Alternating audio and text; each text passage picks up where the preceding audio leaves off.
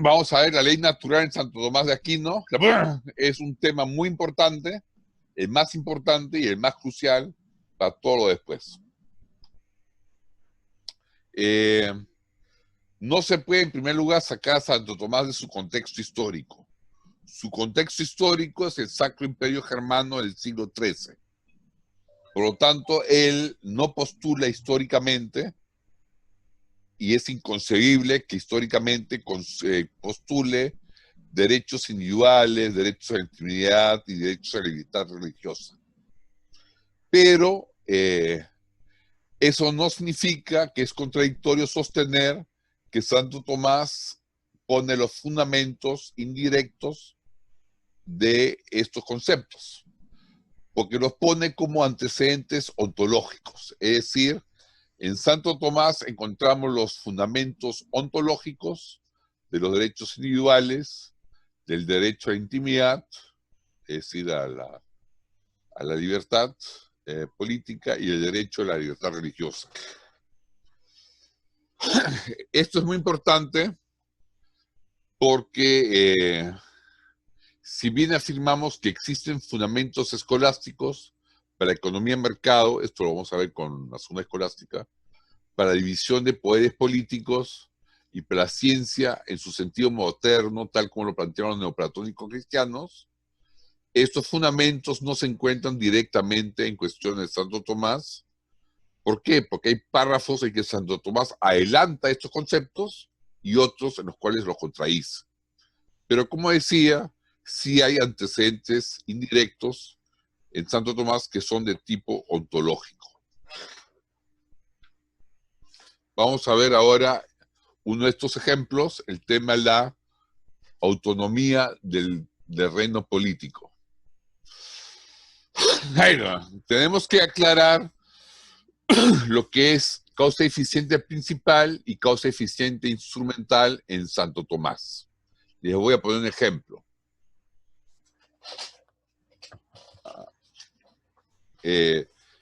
Lo que yo digo y lo que yo he escrito acá en las diapositivas, en este caso, la causa eficiente principal soy yo, Kurt. Y el diapositivo y este sistema internet que ustedes están usando para ver lo que yo estoy exponiendo es la causa eficiente instrumental. Aclarar el término.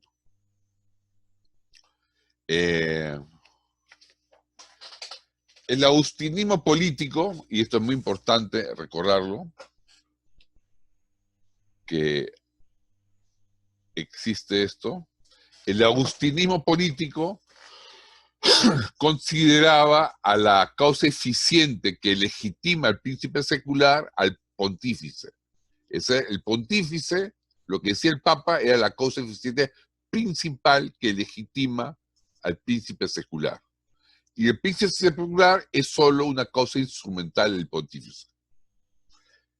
Esto se parece a una praxis católica opuesta, que hasta ahora se lleva a cabo, opuesta al espíritu del Vaticano II, opuesta al espíritu del Vaticano II. Muchas veces vemos el clero como el estamento llamado a ser santo, como la causa eficiente para la santidad, y el laico, bueno, participa de esa santidad remotamente en la medida en que es su ayuda instrumental. Esta noción ha sido condenada y opuesta por Vaticano II. La esfera propia del laico y su vocación de santidad ha sido centrada en el laico mismo. Es decir, no es que el laico tenga que mirar con envidia al clero como aquel que es santo y el laico no es santo, sino el laico tiene su propia vocación de santidad. Entonces ya no hay esa división de santo, el clero santo y el laico mundano. También el laico es llamado a la santificación. En Santo Tomás, esa visión agustina de que el pontífice es el que legitima al príncipe es dejada de lado. Si bien no es contradicha, lo primero que dice Santo Tomás es que el príncipe es la causa eficiente principal de la política, legitimado éticamente por el bien común que busca en su sociedad. Es decir, el príncipe no está legitimado por el pontífice, sino el príncipe es legitimado éticamente por su búsqueda del bien común, tal como lo planteaba Aristóteles.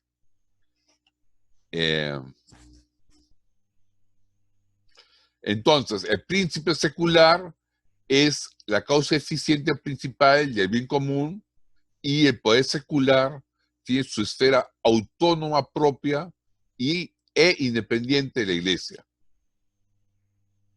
¿Por qué es importante esto? Por ejemplo, Francisco de Vitoria, en la Segunda Escolástica, en el contexto de la conquista de las Américas, citando a Santo Tomás, declara que los reinos precolombinos podían ser legítimos en sí mismos si servían al bien común, y que por lo tanto no debían ser invadidos y deberían ser respetados y deberían ser cristianizados a través de la predicación pacífica y no violenta.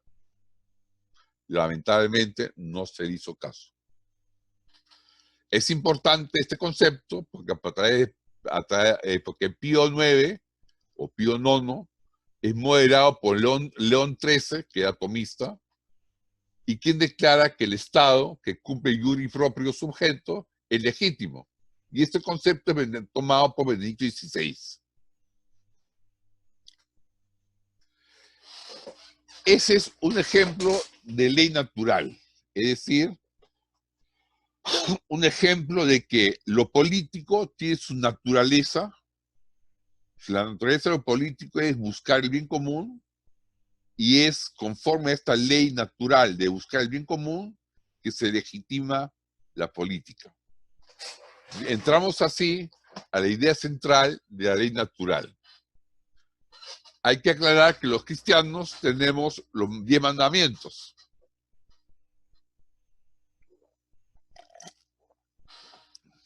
Bueno, mira, y la ley natural y los 10 mandamientos es una ley positiva divina. Ley positiva porque es expresamente promulgada y divina por Dios. Positivo quiere decir que es promulgado de manera terrenal por alguien. Y divina, positiva divina, porque es promulgada a través de Moisés por Dios. Y estos 10 mandamientos, un ratito, hay 2 personas que están en la sala de espera, que les voy a dejar entrar. Estos 10 mandamientos son promulgados por Dios por razones subsidiarias que se deben a la caída del hombre, se deben al pecado original. El hecho que yo promulgue los 10 mandamientos es un acto de ayuda al hombre, pero no significa que los 10 mandamientos no tengan ninguna relación con la naturaleza humana.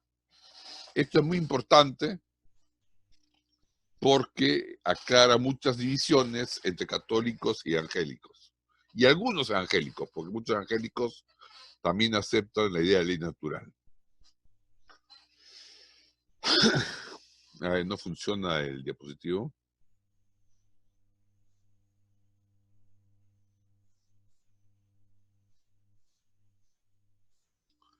Bueno, hay que estar en claro que lo que prohíbe Dios en los 10 mandamientos está prohibido no porque yo sea un árbitro loco y arbitrario y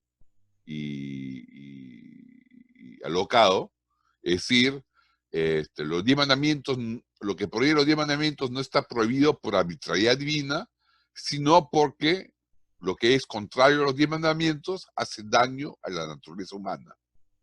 Esa naturaleza humana creada por Dios.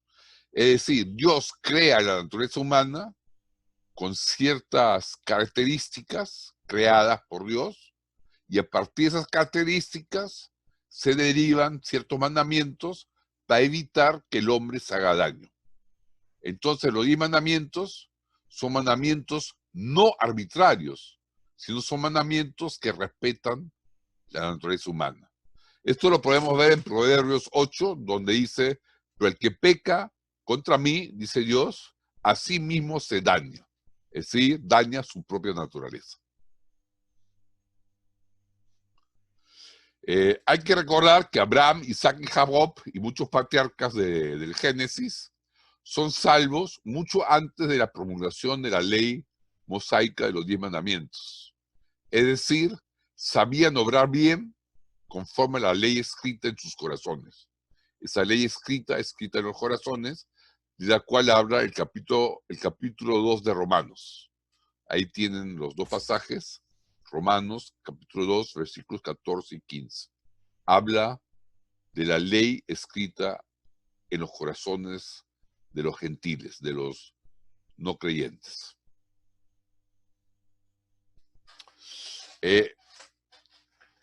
Pero hay que recalcar que el tratamiento de Santo Tomás del concepto de ley natural es un tratamiento netamente teológico, que sí es cierto, tiene profundas implicancias filosóficas para nuestro tiempo, pero es un tratamiento teológico. En primer lugar, su definición de ley natural. ¿Qué es para Santo Tomás la ley natural? La ley natural la define Santo Tomás como la participación de la naturaleza y del ser humano en la ley eterna. Y pone el ejemplo, el famoso ejemplo que siempre se usa, es el ejemplo del leño que da Santo Tomás. En otras palabras, dice, acá está el triángulo de Santo Tomás, vemos en la punta del triángulo a Dios como la causa eficiente primera, que crea algo con cierta naturaleza intrínseca. O sea, Dios creador, en la parte de arriba, crea la naturaleza, la línea de abajo, horizontal, con ciertas características naturales en sí mismas. Entonces, ese Dios creador crea un leño, que es la flecha de arriba abajo, la naturaleza crea la naturaleza, con ciertas características que cuando se le prende fuego, tiene el efecto horizontal, el efecto hacia la derecha, de quemarse. Es decir, hay una causa primera para que las cosas sucedan, para el efecto, que es Dios.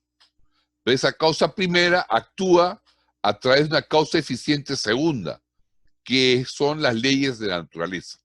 Es decir, Dios crea un leño con ciertos átomos, ciertas características, que cuando entra en combinación con fuego, se quema. Y ese es el efecto natural que se ve en la línea de la base hacia la derecha. Entonces, el efecto de un leño quemado es conforme a un orden natural que se deriva de la causa eficiente segunda de la naturaleza. Y ese efecto no es arbitrario, es natural, es lógico. Está implícito en la naturaleza de las cosas. Porque Dios, de arriba, creador, crea una creación con orden. Lo contrario sería el lado, la hipotenusa del triángulo, el lado que va de la punta arriba hacia la derecha, hacia abajo, a la punta derecha, sería un milagro, una intervención directa de Dios en el efecto de la naturaleza. Y esa concepción fue también muy popularizada por algunos teólogos evangélicos voluntaristas que sostenían que todo era por voluntad de Dios sin mediación de causas naturales. Esto es muy importante entenderlo porque explica algunos malentendidos teológicos y filosóficos. Hay cosas que naturalmente tienden a su fin, las cosas de la naturaleza. conforme a leyes naturales. Sin embargo, el hombre tiene el libre albedrío para no comportarse conforme a su naturaleza humana. Es decir, el hombre, por estar herido por el pecado original, puede oponerse a su naturaleza. Puede oponerse a su naturaleza, que en sí misma es buena, pero que la puede rechazar porque él está herido por el pecado original. Por eso, para el hombre, la ley natural es una ley moral, porque está sujeta a su libre albedrío de seguirla. Para Santo Tomás, todo lo que existe es bueno. Lo malo es el defecto, la falta o la ausencia de lo que es. Lo que es, como ser creado y ser creado por Dios, es bueno, incluyendo las tendencias humanas, son buenas. El mal no es creado, entra por el pecado original, y el mal es la ausencia del despliegue de lo que es. O sea, el no despliegue de lo que es, esa es la ausencia del ser, que es el mal. Quiero recalcar que la noción iluminista o cientifista de la naturaleza es esta, la que ven acá en el gráfico. Es decir, se elimina al Dios creador y solo se ve la naturaleza como lo que existe. Y se ve solo las causas naturales, las causas eficientes naturales, como las que producen los efectos.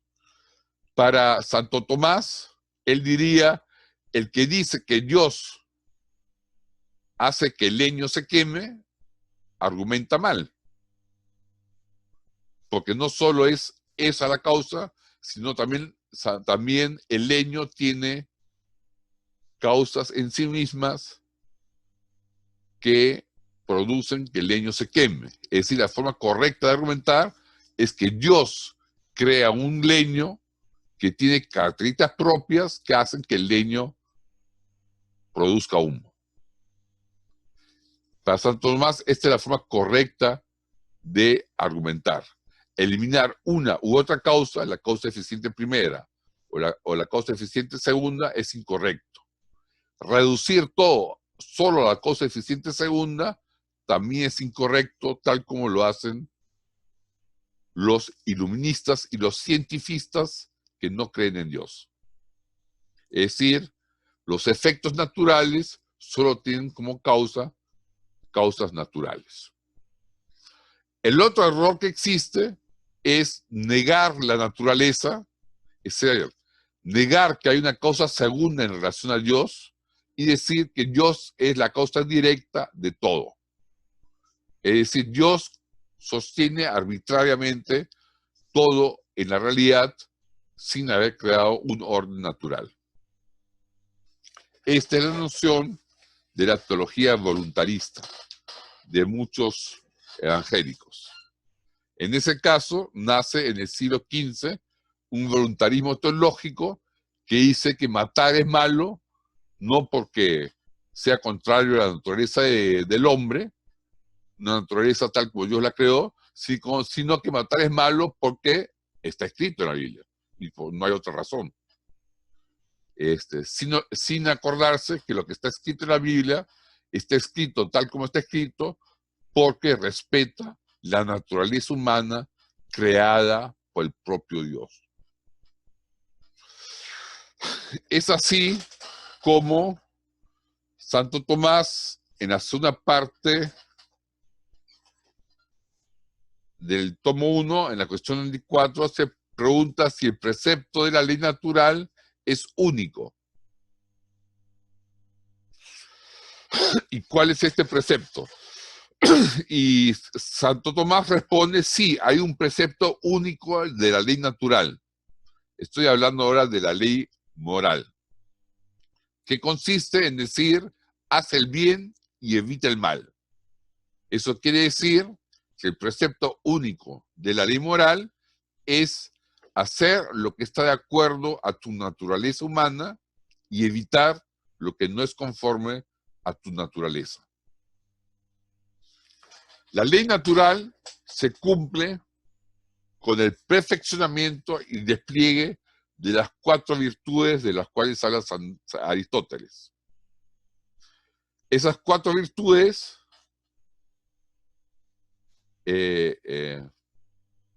son las que despliegan el precepto único de la ley moral.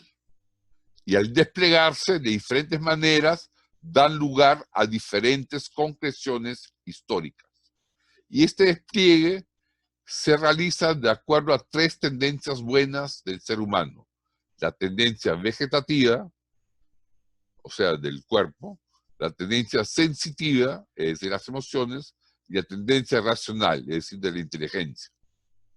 Cuando estas tendencias no están orientadas a su recto fin, entonces es consecuencia, ese desvío es consecuencia del pecado original que no ha sido creado, sino que se introduce a la naturaleza.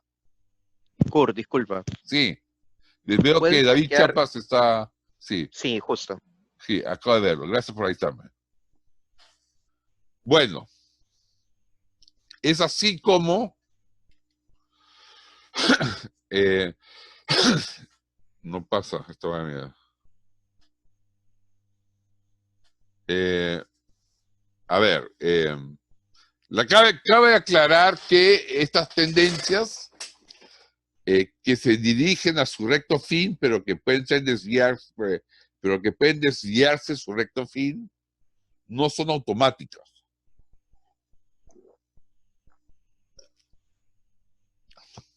La voy a mirar. Es decir, el desarrollo de estas tendencias no es un automatismo del ser humano. Estas tendencias son esencialmente buenas, pero el ser humano tiene que tener la voluntad de desplegarlas y puede usarlas mal. Las tendencias en sí mismas son buenas si van dirigidas a su recto fin. Esto requiere del hábito, de la práctica para convertirse en virtud. Y requiere, esto es muy importante, de la gracia divina. Cuando la tendencia no va a su recto fin, es consecuencia del pecado original. Por eso, para Santo Tomás, la ética es una ética de virtudes. Disculpen, no cambia el... Acá, voy a decir. Es una ética de virtudes. Una ética de virtudes que consiste en desarrollar las 4 virtudes de Aristóteles. Cuando la voluntad es entrenada a seguir las virtudes, el hombre es virtuoso. Y es así como el deber ser es el mismo ser desplegado hacia su plenitud. Es decir, el deber ser es el mismo ser que se despliega hacia su plenitud en función a sus virtudes inherentes. Así es como Santo Tomás sostiene que del ser se pasa naturalmente al deber ser. En cambio, Hume, el filósofo Hume, separa estas 2 esferas, las rompe, el ser frente al deber ser, lo normativo frente a lo positivo. Para Santo Tomás, el uno era el despliegue del otro. Entonces surge la pregunta, frente a las tendencias y deberes, ¿hay un solo precepto? ¿Hay una sola ley moral o hay muchas? Y la otra pregunta es, la justicia, el otro punto que vamos a tratar es la justicia y el deber de tratar al otro como otro. Y por último vamos a aterrizar el origen ontológico de derechos de la persona. Para Joseph Ratzinger, Benedicto XVI, la ley natural se desarrolla evolutivamente, ojo, evolutivamente se desarrolla la ley natural por los creyentes. La ley natural como ley moral, ¿no? Y se desarrolla a partir de preceptos jurídicos de los antiguos, por medio de la razón. Estos antiguos, a los cuales se refiere Joseph Ratzinger, Benedicto XVI, son los autores jurídicos estoicos y romanos del siglo II a.C., citados por Hayek en el capítulo 11 de su libro Fundamentos de la Libertad. Ojo, de esos mismos autores antiguos, los autores cristianos desarrollan preceptos jurídicos de ley natural que llevan al common law británico de la Inglaterra, cuando Inglaterra todavía era católica, antes de Enrique VIII. O sea, antes de la Inglaterra preprotestante, ya existía el common law en la Inglaterra católica. Entonces, el common law no es un invento de los protestantes, sino tiene un fundamento en el catolicismo. Esto es lo que respecta a si la ley moral es una o muchas. Hay un solo precepto que se va adaptando a diferentes circunstancias, que se va desarrollando conforme se descubre cada vez más la pureza de la ley natural en combinación con leyes humanas.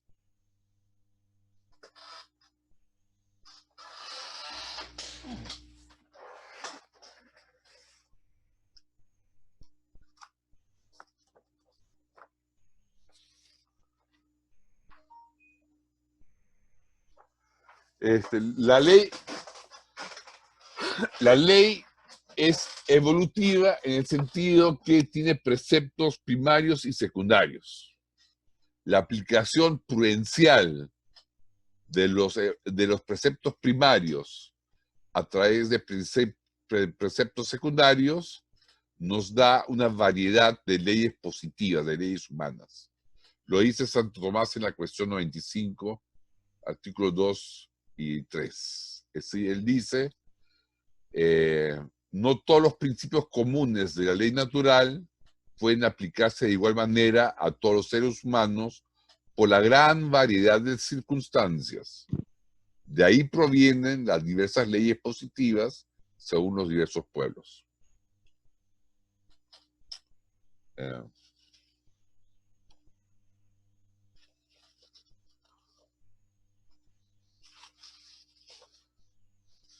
Un ratito me parece. Allá. Entonces, la pregunta es, ¿la ley humana puede cambiar? Puede cambiar por dos razones, una por adición y otra por sustracción. Por adición, hay que acordarnos que la ley natural tiene preceptos primarios y preceptos secundarios. Los preceptos secundarios son aquellos que se derivan de los preceptos primarios con una premisa adicional. Esto nos va a ser importante después cuando demostremos la utilidad y la noción de ley natural de la propiedad privada. Es decir, cuando a la ley primaria se le agregan premisas adicionales, derivamos mayores cantidades de preceptos secundarios. Por adición puede cambiar la ley natural. Y por sustracción también, es decir, por una combinación especial de la ley humana con la ley divina, podemos reducir el alcance de la ley humana. Un ejemplo de por adición es, por ejemplo, que Santo Tomás considera que a pesar de que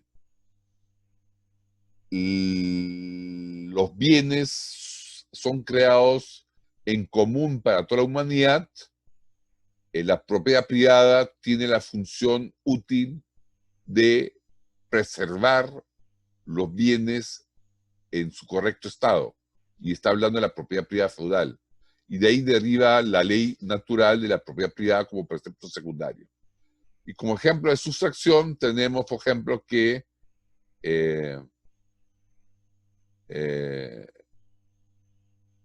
el matrimonio monógamo es una ley natural porque es útil para la educación de los niños. Sin embargo, por sustracción, por la dureza de los corazones, Moisés permitió la poligamia, cambiando así la ley natural. Estos son ejemplos por los cuales la ley puede cambiar. Para que vean que no tiene que ser solo una versión de la ley natural, sino hay razones por las cuales es variable. Una por la adaptación de las circunstancias y la otra por estas dos razones lógicas, que pueden cambiar por adición y por sustracción. El segundo punto que quisiera tocar de Santo Tomás es el derecho natural y los derechos personales. Mira.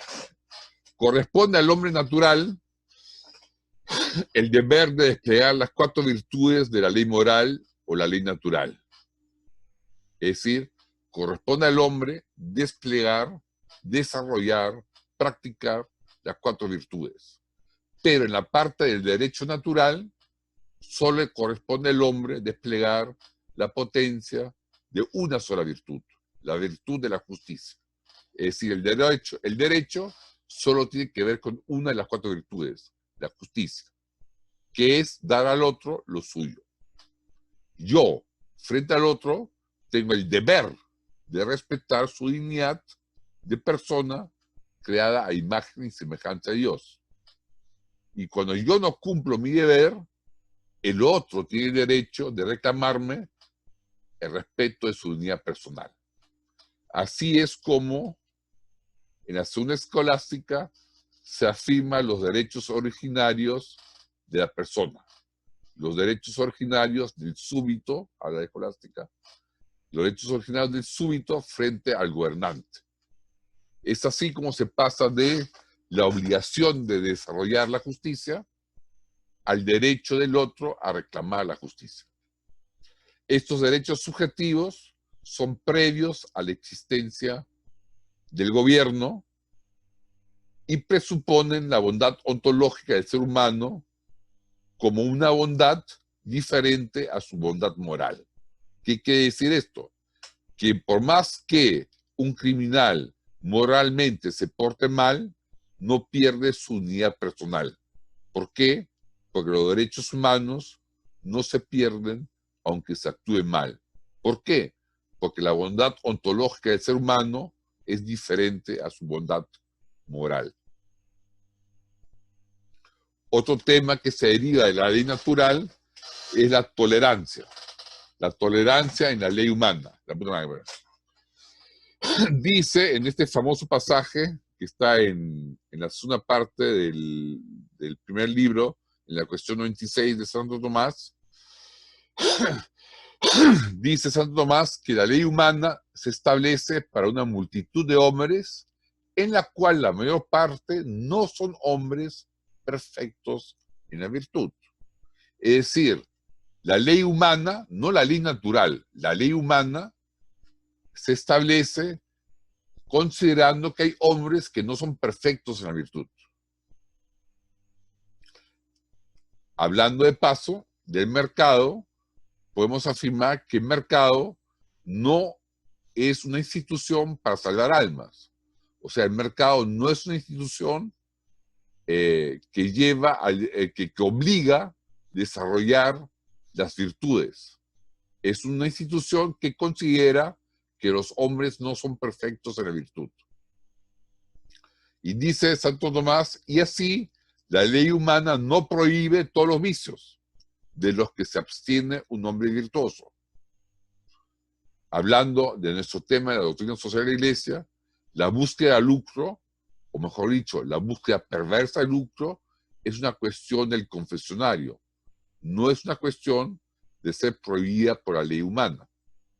Y continúa Santo Tomás, que en la ley humana solo se prohíben los más graves de los vicios, de los cuales es más posible abstenerse a la mayor parte de los hombres, especialmente aquellas cosas que son para el perjuicio de los demás, sin cuya prohibición la sociedad no se podría conservar, como son los homicidios, hurtos y otros vicios semejantes.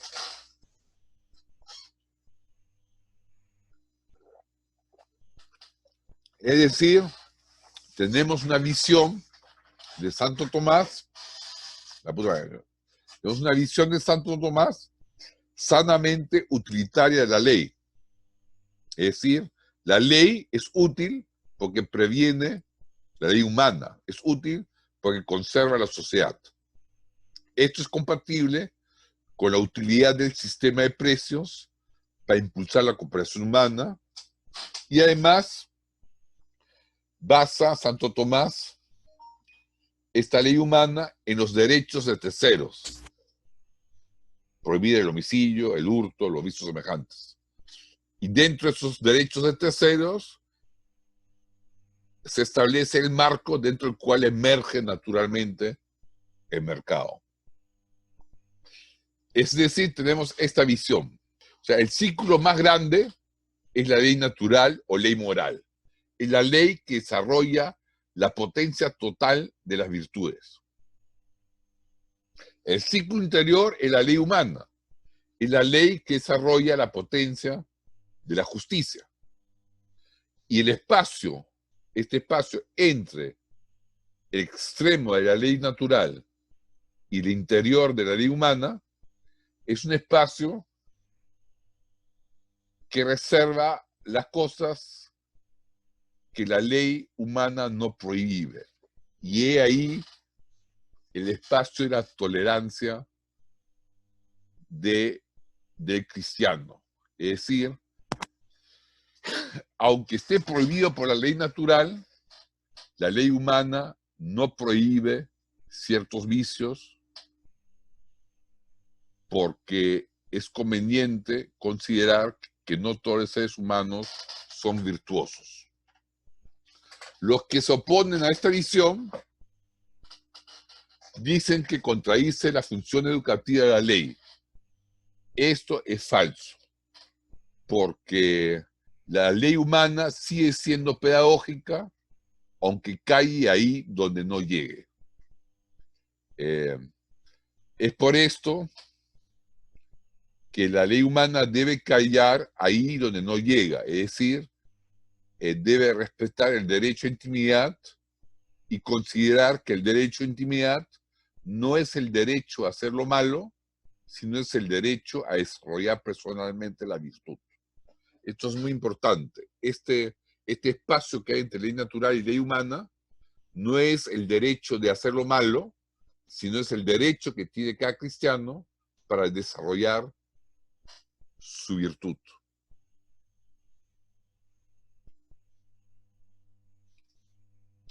A ver, no pasa el diapositivo. Ok. Hay que considerar además que la ley humana solo está en función de la justicia, no obliga a las demás virtudes, como la caridad.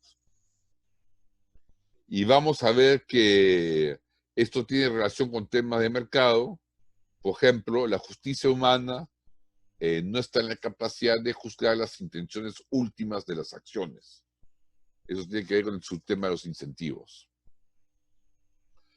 Un poquito como para terminar, los reinos no cristianos no deben ser invadidos según Santo Tomás. Eso revela su tolerancia religiosa en su época.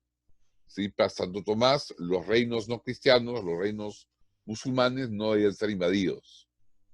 La encíclica de Veritate considera que la conciencia errónea obliga, per accidens, pero obliga,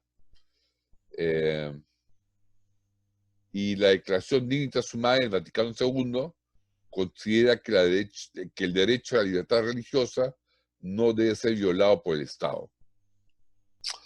Tenemos una afirmación del principio de la ley natural de San Ambrosio, tomado de la Revelación, que afirma que toda la humanidad es dueña y beneficiaria de toda la creación. Es decir, se afirma el destino universal de los bienes. En otras palabras, todos los bienes deben ser destinados a todos los seres humanos, porque Dios es dueño de la tierra y todo lo que produce la tierra tiene por finalidad servir a todos los seres humanos. Cabe preguntarse si este destino universal de los bienes incluye aún los bienes no creados. Pero esta es una pregunta que dejamos de lado. Lo importante es que ante ese concepto de la ley natural de San Ambrosio, Santo Tomás antepone el precepto secundario de la ley natural, que se funda en la utilidad de la propiedad privada. Esto lo hace Santo Tomás en la cuestión 94, en el artículo 5 y en el artículo 3. ¿Qué es lo que dice Santo Tomás? Santo Tomás dice que si bien el precepto del destino universal de los bienes es el que prima, para que esto sea así, tenemos que tomar en cuenta que la mejor manera de que los bienes sean útiles para todos y sean cuidados y sean administrados adecuadamente es que se tenga como propiedad privada. Es decir, la utilidad de la propiedad privada, y Santo Tomás está pensando en la propiedad privada medieval del sistema feudal, es útil para que se cuiden los bienes. Y por esta razón postula como precepto secundario, que necesita una premisa adicional, pero que es ley natural, a partir de la utilidad de la propiedad, la naturalidad en la ley de la propiedad privada. Este precepto de segundo tipo, o sea, este grado de precepto secundario de ley natural, lo quiero ejemplificar con la gravedad, con la ley de la gravedad. Es decir, todos sabemos que en la Tierra, donde rige la ley de la gravedad, podemos poner como ley que está prohibido tirar a alguien por la ventana. Porque por la ley de la gravedad sabemos que se estrella en el suelo, si se hace hasta el 10º piso, y se muere. Es un asesinato lo que se hace. O sea, prohibir tirar a alguien por la ventana es prohibir el asesinato. Dado que suponemos que existe la ley de gravedad. Entonces estamos en una nave espacial de varios espacios y lanzamos a alguien por la ventana hacia el otro lado de la nave. Como no hay ley de gravedad, no vamos a asesinar a nadie. Entonces ahí vemos que la ley de que no se debe tirar a nadie por la ventana cuando se está en las alturas es un precepto natural secundario que requiere la premisa de la ley de la gravedad. Igual hace Santo Tomás con la propiedad privada. Él dice, el destino de los bienes debe ser universal, pero para que estos sean bien mantenidos se requiere la utilidad, se requiere la propiedad privada. O sea, la utilidad, el beneficio de la propiedad privada de mantener activos los bienes, esa utilidad, ese criterio de utilidad es que usa Santo Tomás como precepto secundario, para derivar como precepto secundario de la ley natural la propiedad privada. Esto es muy importante porque Mises y Hayek nos dan más argumentos aún por los cuales la propiedad privada es útil y por lo tanto es parte de la ley natural como precepto secundario. Mises sostiene, y Hayek también, que la propiedad es útil, y esta sería la premisa adicional para derivar la ley natural como precepto secundario. La propiedad es útil, en primer lugar, porque permite el cálculo económico.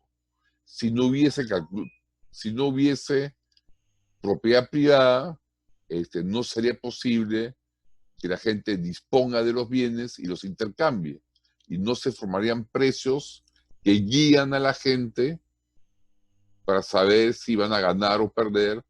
Y esas ganancias serían indicadores de que se está sirviendo bien al público, si es que hay competencia y libertad de comercio. O sea, si hay competencia y libertad de comercio, la única forma de ganar, de hacer utilidades, es con precios que nos den una utilidad. ¿Por qué? Porque servimos mejor al público. Entonces, el cálculo económico que me permite ver dónde voy a hacer utilidad, me permite prever dónde voy a servir mejor al público. Porque aquellos precios que me den una utilidad, una ganancia, me indican que ahí estoy invirtiendo mejor los recursos, porque esa es la actividad que los consumidores consideran que es más útil para ellas y por eso están dispuestos a pagar precios superiores de lo normal. Por otro lado, se dice que la propiedad privada también es útil porque incentiva la inversión, ya que podemos cosechar los frutos de nuestra inversión al tener nuestra propiedad, y eso incentiva la producción de más bienes que a la larga, en una eficiencia dinámica, no estática, sino dinámica, reduce a la larga la escasez de los bienes. Es decir, la propiedad privada es útil porque reduce la escasez de los bienes y por lo tanto universaliza el destino de los bienes. En otras palabras, a largo plazo, la propiedad privada, ojo, más la libertad de comercio, hace que cada vez más bienes sean más disponibles para más gente y por lo tanto realiza en esta tierra, concretiza en esta tierra el precepto natural del destino universal de los bienes que defendía San Ambrosio. Bueno, finalmente quisiera terminar con el último punto en este capítulo que hemos visto sobre la ley natural. Si existe una ley natural a la cual podemos acceder con la luz de la fe y con la luz de la razón, ¿cuál es la función de la relación de los 10 mandamientos? Los 10 mandamientos, que es una ley positiva, legislada por Dios, promulgada por Dios, tiene la función subsidiaria, es decir, que ayuda en caso que el hombre no pueda hacerlo, de ayudar y orientar a los pueblos para que reconozcan y restablezcan su brújula en función de la ley natural. Entonces, ambos ordenamientos tienen su lugar en la revelación como aquella luz que nos da Dios para que nuestra razón se restablezca de manera adecuada, dado nuestra caída original, y la ley natural, que es la que nos ayuda a desarrollar preceptos jurídicos válidos para todas las sociedades. Bueno, con esto habríamos terminado con esta sesión. Les agradezco mucho haberme escuchado y espero sus preguntas por medio del correo. Hasta luego. Buenas noches.